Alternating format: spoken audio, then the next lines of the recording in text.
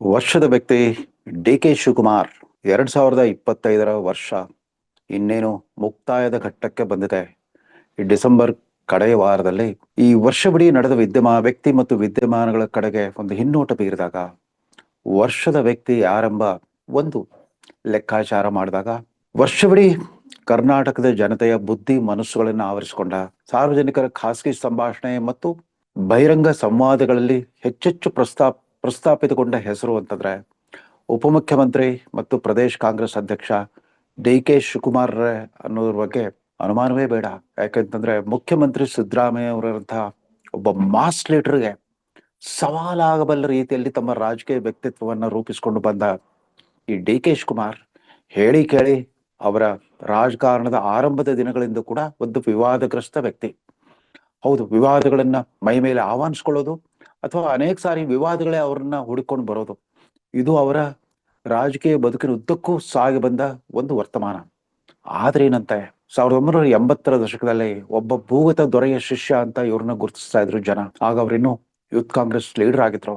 1985ರಲ್ಲಿ ನಡೆದ ವಿಧಾನಸಭಾ ಚುನಾವಣೆಯಲ್ಲಿ ದೇವೇಗೌಡರ ವಿರುದ್ಧವೇ ಸ್ಪರ್ಧಿಸಿ ಮೊಟ್ಟ ಮೊದಲೇ ಚುನಾವಣೆಯಲ್ಲಿ ಸೋತಾಗ, ಅಸೆಂಬ್ಲಿ ಚುನಾವಣೆಯಲ್ಲಿ ಸೋತಾಗ ಆಗ್ಲೂ ಧೃತಿಗೆಡದೆ ತದನಂತರ 87ರಲ್ಲಿ ನಡೆದ ಜಿಲ್ಲಾ ಪರಿಷತ್ ಚುನಾವಣೆಯಲ್ಲಿ ಗೆದ್ದು ಜಿಲ್ಲಾ ಪರಿಷತ್ ಸದಸ್ಯ ಸ್ಥಾನದ ಮೂಲಕ ತಮ್ಮ ರಾಜಕೀಯ ಬದುಕನ್ನು ರೂಢಿಸ್ಕೊಳ್ತಾ ಬಂದ ಡಿ.ಕೆ. ಶಿವಕುಮಾರ್ 1979ರಲ್ಲಿ ಪಕ್ಷ ಟಿಕೆಟ್ ಕೊಡದಿದ್ದಾಗ್ಲೂ ಕೂಡ ಪಕ್ಷೇತರನಾಗಿ ಗೆದ್ದು ಕಾಂಗ್ರೆಸ್ ಪಕ್ಷದ ಜೊತೆಗೇನೆ ಸಾಗಿ ಬಂದಿದ್ದಾರೆ.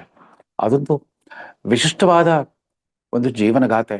ಅಂದಾಗೆ ಡಿ.ಕೆ. ಶಿವಕುಮಾರ್ ಮೊಟ್ಟ ಮೊದಲು ಮಂತ್ರಿ ಆಗಿದ್ದು ಕೂಡ ಬಂಗಾರಪ್ಪನವರ ಮಂತ್ರಿಮಂಡಲ, ಅವರು ಮುಖ್ಯಮಂತ್ರಿ ಆಗಿದ್ದಾಗಿನ ಅವಧಿಯಲ್ಲಿ ಅಂದ್ರೆ 1998ರ ಅವಧಿಯಲ್ಲಿ ಬಂದಿಖಾನೆ ಸಚಿವರಾಗ್ಬಿಟ್ಟು ಮೊದಲ ಬಾರಿಗೆ ಮಂತ್ರಿಗಿರಿಯ ಅಧಿಕಾರವನ್ನ ಅನುಭವಿಸಿದ್ರು. ಅದಾದ ನಂತರ ಅವ್ರು ಹಿಂದಿರುಗಿ ನೋಡೇ ಇಲ್ಲ. ಕಾಂಗ್ರೆಸ್ ಪಕ್ಷ ಯಾವಾಗ ಅಧಿಕಾರ ಇರುತ್ತೋ ಅವಾಗೆಲ್ಲ ಅವ್ರು ವಿವಿಧ ಖಾತೆಗಳ ಮಂತ್ರಿಯಾಗಿ ಕೆಲಸ ಮಾಡ್ತಾ ಬಂದ್ರು.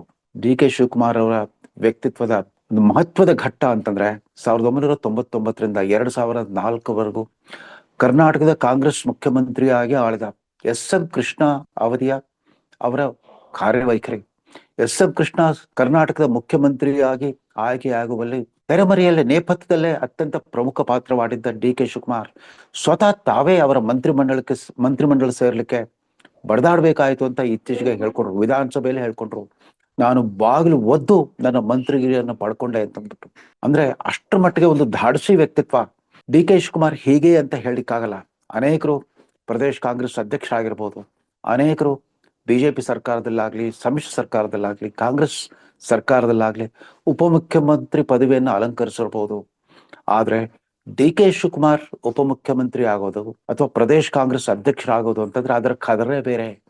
ಯಾಕಂದ್ರೆ ಯಾರು ಬೇಕಾದ್ರೂ ಆಗ್ಬೋದು, ಆದ್ರೆ ಆ ಪದವಿಯಿಂದ ಪವರ್ ಬರಲ್ಲ, ಪರ್ಸನಾಲಿಟಿಯಿಂದ power. So power of personality ಅನ್ನೋ ಒಂದು ಅನಿಸಿಕೆಗೆ ಸಿದ್ದರಾಮಯ್ಯನವರು ಎಷ್ಟು ಅರ್ಹರೋ ಅದೇ ರೀತಿ ಡಿ.ಕೆ. ಶಿವಕುಮಾರ್ ಕೂಡ ಕ್ರಮೇಣ ಸಾಬೀತು ಮಾಡ್ತಾ ಬಂದ್ಬಿಟ್ಟಿದ್ದಾರೆ. ಇವತ್ತು ಅಧಿಕಾರಾರೂಢ ಕಾಂಗ್ರೆಸ್ ಪಕ್ಷದ ಮೊದಲ ಇಬ್ಬರು ಹಿರಿಯ ನಾಯಕರ ಪೈಕಿ ಅಧಿಕಾರ ಹಂಚಿಕೆಯ ಒಂದು ಸುದೀರ್ಘಾವಧಿ ಪೈಪೋಟಿ ನಡೆದ್ಬಿಟ್ಟಿದೆ. ಸಾಮಾನ್ಯವಾಗಿ ಮುಖ್ಯಮಂತ್ರಿ ಪದವಿ ಇತ್ಯರ್ಥ ಆಗ್ತಾ ಇದ್ದಿತ್ತು ಶಾಸಕಾಂಗ ಪಕ್ಷದ ಸಭೆಯ ಅಭಿಪ್ರಾಯ ಪಡ್ಕೊಂಡು ಅಥವಾ ಕಾಂಗ್ರೆಸ್ ವರ್ಕಿಂಗ್ ಕಮಿಟಿಯಲ್ಲಿ ಹೈಕಮಾಂಡ್ ತೆಗೆದುಕೊಳ್ಳುವ ನಿರ್ಧಾರದ ಮೂಲಕ ಇತ್ಯರ್ಥವಾಗಿ ಬಿಡಬೇಕಾಗಿತ್ತು. ಇದೇ ಮೊದಲ ಬಾರಿಗೆ ಅಂತ ಕಾಣುತ್ತೆ. 2.5 ವರ್ಷಗಳ ಕಾಲ ಸುದೀರ್ಘವಾದ ಸಾರ್ವಜನಿಕ ಚರ್ಚೆ, ಸಂವಾದ, ಪರಸ್ಪರ ಹೇಳಿಕೆಗಳು, ಪ್ರತಿ ಹೇಳಿಕೆಗಳು, ಬಹಿರಂಗ ಜಟಾಪಟಿಗಳು, ಜೊತೆಗೆ ಅಡ್ಡಗೋಡೆ ಮೇಲೆ ದೀಪವಿಟ್ಟಂತೆ ವಿವಿಧ ಹಿರಿಯ ಮಂತ್ರಿಗಳ ಹೇಳಿಕೆಗಳು ಇತ್ಯಾದಿಗಳ ಮೂಲಕ ಇತ್ಯರ್ಥವಾಗದೆ ಮುಂದುವರೆದಿರುವ ಪ್ರಶ್ನೆ ಅಂತಂದ್ರೆ 2.5 ವರ್ಷಗಳ ನಂತರ ಅಧಿಕಾರ ಹಸ್ತಾಂತರ ಮಾಡಬೇಕು ಅಂತ ಸಿದ್ದರಾಮಯ್ಯ ಮತ್ತು ಡಿ.ಕೆ. ಶಿವಕುಮಾರ್ ನಡುವೆ ಒಂದು ಒಳ ಒಪ್ಪಂದ ಆಗಿತ್ತಾ ಇಲ್ವಾ? ಮುಖ್ಯಮಂತ್ರಿ ಬದಲಾವಣೆ ಆಗುತ್ತಾ ಇಲ್ವಾ?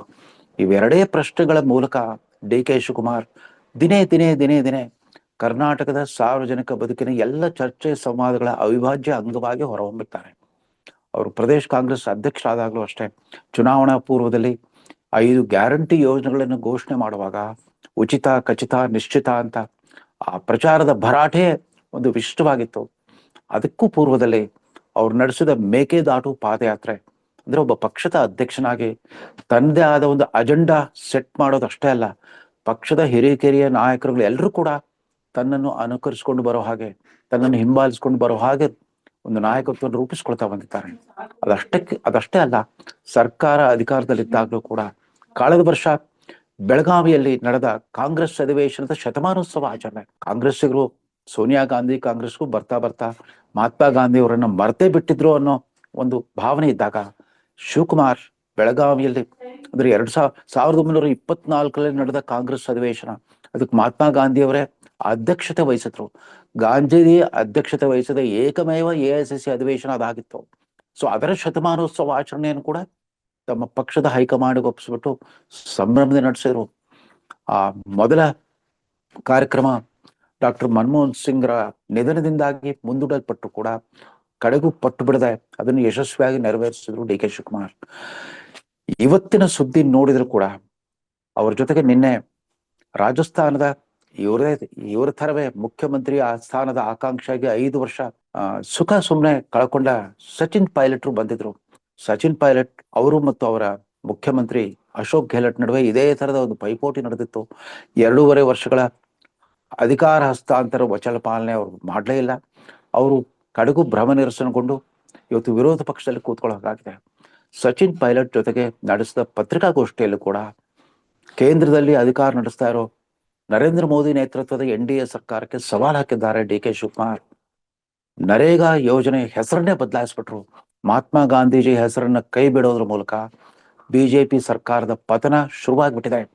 ಇದರ ವಿರುದ್ಧ ನಾವು ರಾಷ್ಟ್ರಾದ್ಯಂತ ಹೋರಾಟವನ್ನು ಆರಂಭಿಸ್ತೇವೆ ಅಂತ DK ಶಿವಕುಮಾರ್ ಘೋಷಣೆ ಮಾಡಿದೆಯಲ್ಲ, ಅದು ತಮ್ಮ ಪಕ್ಷದ ಹೈಕಮಾಂಡ್ಗೆನೆ ಒಂದು ಹೊಸ ಪ್ರಣಾಳಿಕೆಯನ್ನ, ಕಾರ್ಯಸೂಚಿಯನ್ನು ರೂಪಿಸಿಕೊಡೋದು. ಅದನ್ನ ಅತ್ಯಂತ ಪರಿಣಾಮಕಾರಿಯಾಗಿ ನಿನ್ನೆ ಪತ್ರಿಕಾಗೋಷ್ಠಿಯಲ್ಲಿ ವಿವರಿಸಿದರು.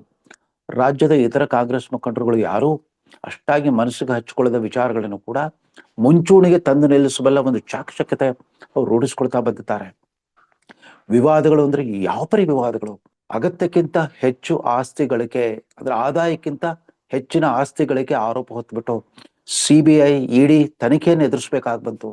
50 ದಿನಗಳ ಕಾಲ ದೆಹಲಿಯ ತಿಹಾರ್ ಜೈಲಲ್ಲಿ ಬಂದಿಯಾಗಿ, ವಿಚಾರಣಾಧೀನ ಬಂದಿಯಾಗಿ ಕಾಲ ಕಳೆಯಬೇಕಾಗಿ ಬಂತು.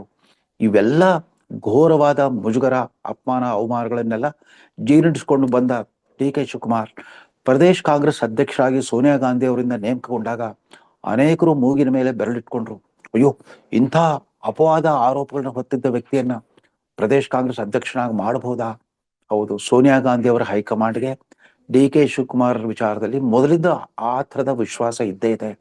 DK ಶಿವಕುಮಾರ್ ಕೇವಲ ಕರ್ನಾಟಕ ಪ್ರದೇಶ ಕಾಂಗ್ರೆಸ್ನ ಜವಾಬ್ದಾರಿ ಮಾತ್ರವಲ್ಲ, ಇಲ್ಲಿ ಏನೂ ಆಗದೇ ಇದ್ದಾಗಲೂ ಕೂಡ ಇತರ ರಾಜ್ಯಗಳಾದ ಅಂದ್ರೆ ಕಾಂಗ್ರೆಸ್ ಅಧಿಕಾರದಲ್ಲಿದ್ದ ಇತರ ರಾಜ್ಯವಾದ ಮಹಾರಾಷ್ಟ್ರ ಅಥವಾ ಗುಜರಾತ್ನಲ್ಲಿ ವಿರೋಧ ಪಕ್ಷದಲ್ಲಿದ್ರು ಕೂಡ ಅಲ್ಲಿ ಕಾಂಗ್ರೆಸ್ನ ಆವತ್ತಿನ ಪ್ರಮುಖ ನಾಯಕ ಅಹಮದ್ ಪಟೇಲ್ ರವರ ರಾಜ್ಯಸಭಾ ಚುನಾವಣೆ ಸಂದರ್ಭದಲ್ಲಿ ಅಲ್ಲಿ ಆಪರೇಷನ್ ಕಮಲ ನಡೆಯುತ್ತೆ ಅನ್ನೋ ಸಂಶಯ ಬಂದಾಗ ಅಲ್ಲಿನ ಶಾಸಕರನ್ನೆಲ್ಲ, ಡಜನ್ ಗಟ್ಟಲೆ ಶಾಸಕರನ್ನ ಬೆಂಗಳೂರಿಗೆ ಕರ್ಕೊಂಡು ಬಂದ್ಬಿಟ್ಟು ಅವ್ರಿಗೆ ರಕ್ಷಣೆ ಕೊಟ್ಟಿದ್ರು DK ಶಿವಕುಮಾರ್.